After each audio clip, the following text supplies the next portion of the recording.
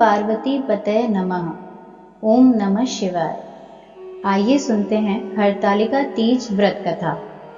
कैलाश पर्वत के सुंदर शिखर पर माता पार्वती जी ने महादेव जी से पूछा, हे महेश्वर, मुझसे आप वह गुप्त से गुप्त बातें बताइए जो सभी के लिए सरल और महान फल देने वाली है। हे नाथ, यदि आप मुझसे प्रसन्न हैं तो आप मुझे दर्शन दें। हे जगन्नाथ, आप आदि, मध्य और अंत रहित हैं। आपकी माया का कोई पार नहीं है। आपको मैंने किस भांति प्राप्त किया है? कौन से व्रत, तप या दान के पुण्य फल से आप मुझको वर रूप में मिले? महादेव जी बोले, हे देवी, मैं आपके सामने उस व्रत के बारे में कहता हूँ जो परम गुप्त है। जैसे तारागणों में चंद्रमा और ग्रहों में सूर्य, वर्णों में ब्राह्मण, देवताओं में गंगा, पुराणों में महाभारत, वेदों में साम और इंद्रियों में मन श्रेष्ठ है, वैसे ही पुराण और वेद सब में इसका वर्णन आया है, जिसके प्रभाव से तुमको मेरा आधा आसन प्राप्त हुआ है। हे प्रिय, उसी का मैं तुमसे वर्णन करता हूँ।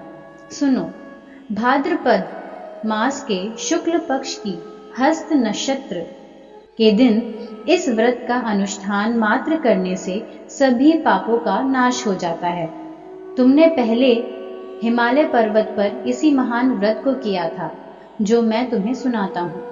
पार्वती जी बोली, हे प्रभु, इस व्रत को मैंने किस लिए किया था, यह मुझे सुनने की इच्छा है, सो कृपा करके कहें। शंकर जी बोले, आर्यावर्त में हिमालय नामक एक महान पर्वत है, जहाँ अनेक प्रकार की भूमि अनेक प्रकार के वृक्षों से सुशोभित है, जो सदैव बर्फ से ढके हुए तथा गंगा की कल कल ध्वनि से शब्दमान रहता है।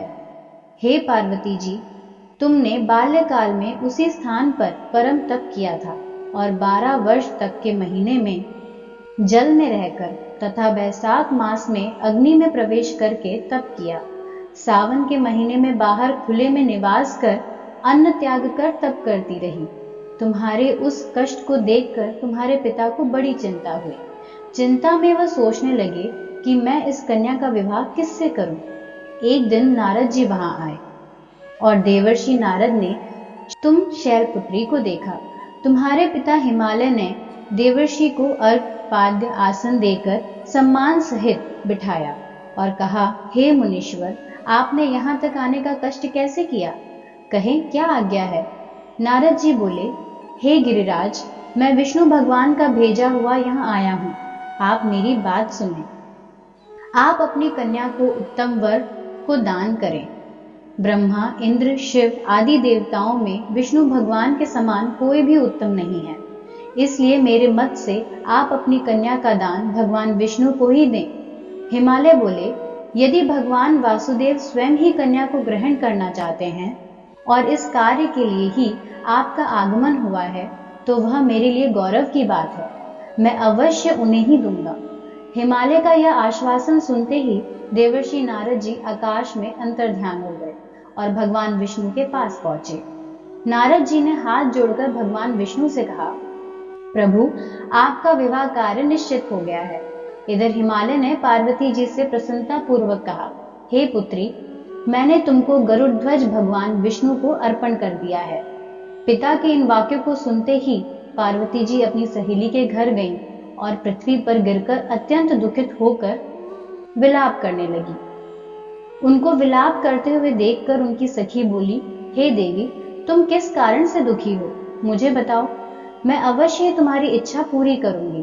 पार्वती जी बोली, हे सखी, सुन, मेरी जो मन की अभिलाषा है सुनाती हूँ। मैं महादेव जी को वरण करना चाहती हूँ। मेरे इस कार्य को पिताजी ने बिगाड़ना चाहा है, इसलिए मैं निस्संदेह इस शरीर का त्याग करूंगी। पार्वती जी के इन वचनों को सुनकर सखी ने कहा, हे देवी, जिस वन को तुम्हारे पिताजी ने न देखा हो, तुम वहां चली जाओ। तब देवी पार्वती अपनी सखी का यह वचन सुन ऐसे ही वन को चली गई। पिता हिमालय ने तुमको घर पर न पाकर सोचा कि मेरी पुत्री को कोई देव दानव हरण करके ले गया है। मैंने नारद जी को वचन दिया था कि मैं पुत्री का भगवान विष्णु के साथ वरण करूंगा। अब यह कैसे पूरा होगा? ऐसा सोचकर वे बहुत चिंतातुर हो मूर्छित हो गए। तब सब लोग हाहाकार करते हुए दौड़े और मूर्छा दूर होने पर गिरिराज से बोले कि हमें आप अपनी मूर्छा का कारण बताओ। हिमालय बोले, मेरे दुख का कारण यह है कि मेरी रत्न रूपी कन्या का कोई हरण कर कर ले गया है, या सर्प ने काट लिया, या किसी सिंह ने मार डाला। वह न जाने कहां चली गई है, या उसे किसी राक्षस ने मार डाला। इस प्रकार कहकर गिरिराज दुखित होकर ऐसे कांपने लगे जैसे तीव्र वायु के चलने पर कोई वृक्ष कांपता है। तत्पश्चात, हे पार्वती, तुम्हें गिरिराज साथियों सहित घने जंगल में ढूंढने निकले। तुम भी सखी के साथ भयानक जंगल में घूमती हुई वन में एक नदी के तट पर एक गुफा में पहुंची। उस गुफा में तुम आनी सखी के साथ प्रवेश कर गई, जहां तुम अन्न जल का त्याग करके बालू का लिंग बनाकर मेरी आराधना करती रही। उस समय पर भाद्रपद मास की हस्त नक्षत्र युक्त तृतीया के दिन तुमने मेरा विधि विधान से पूजन किया तथा रात्रि को गीत गायन करते हुए जागरण किया। तुम्हारे उस महाव्रत के प्रभाव से मेरा आसन डोलने लगा। मैं उसी स्थान पर आ गया जहां तुम और तुम्हारी सखी दोनों थी। मैंने आकर तुमसे कहा, हे वरान्य, मैं तुमसे प्रसन्न हूं, तुम मुझसे वरदान मांगो। तब तुमने कहा, हे देव, यदि आप मुझसे प्रसन्न हैं तो आप महादेव जी ही मेरे पति हों।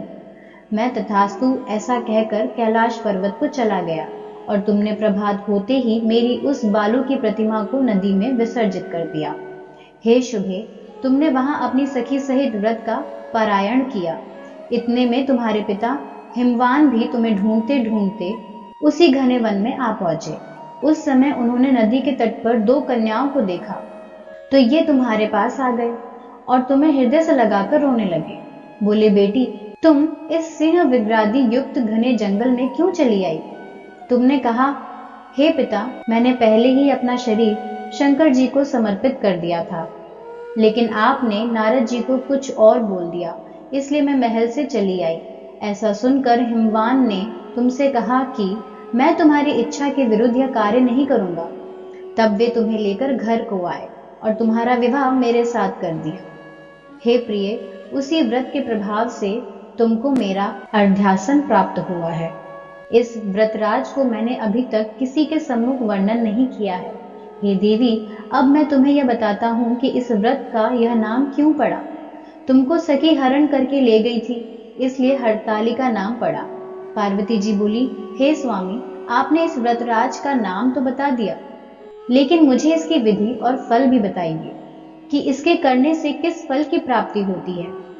तब भगवान शंकर जी बोले, सौभाग्य की इच्छा रखने वाली महिलाओं को यह व्रत पूरे विधि विधान के साथ करना चाहिए। व्रत में केले के खंभों से मंडप बनाकर उसे बंधनवारों से सुशोभित करें। उसमें विविध रंगों के उत्तम रेशमी वस्त्र की चांदनी ऊपर तान दें। चंदन आदि सुगंधित द्रवों का लेपन करके महिलाएं एकत्रित हों। शंख, भेरी, मृदंग आदि बजावें। विधि पूर्वक मंगलाचार करके श्री गौरी शंकर की बालू निर्मित प्रतिमा स्थापित करें। फिर भगवान शिव, पार्वती जी का गंध, धूप, पुष्प आदि से विधि पूर्वक पूजन करें। अनेकों नैवेद्यों का भोग लगावें और रात्रि को जागरण करें। नारियल, सुपारी, जवारी, नींबू, लौंग, अनार, नारंगी आदि ऋतु फलों तथा फूलों को एकत्रित करके धूप, दीप आदि से पूजन करके कहें, हे कल्याण स्वरूप शिव, हे मंगल रूप शिव, हे मंगल रूप महेश्वरी, हे शिवे, सब कामनाओं को देने वाली देवी कल्याण रूप, आपको नमस्कार है। कल्याण स्वरूप माता पार्वती, हम आपको नमस्कार करते हैं। भगवान शंकर जी को सदैव नमस्कार करते हैं। हे ब्रह्म रूपिणी, जगत का पालन करने वाली माँ, आपको नमस्कार है। हे सिंहवाहिनी, मैं संसारिक भय से व्याकुल हूँ, आप मेरी रक्षा करो। हे महेश्वरी, मैंने इसी अभिलाषा से आपका पूजन किया है। हे पार्वती माता, आप मेरे ऊपर प्रसन्न होकर मुझे सुख और सौभाग्य प्रदान कीजिए।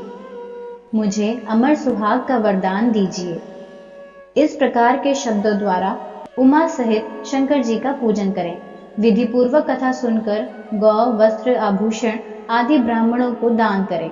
इस प्रकार से व्रत करने वाले के सब पाप नष्ट हो जाते हैं और उस महिला को अमर सुहाग की प्राप्ति होती है। बोलिए उमापति महादेव की जय। बोलिए पार्वती माता की जय। ओम पार्वती पतये नमः। ओम नमः शिवाय। आज की कथा कैसी लगी कमेंट सेक्शन में ज़रूर बताएं। अगर अच्छी लगी हो तो एक लाइक ज़रूर करें। अभी तक हमारे चैनल को सब्सक्राइब नहीं किया है तो लाल कलर के बटन को दबाकर सब्सक्राइब करें।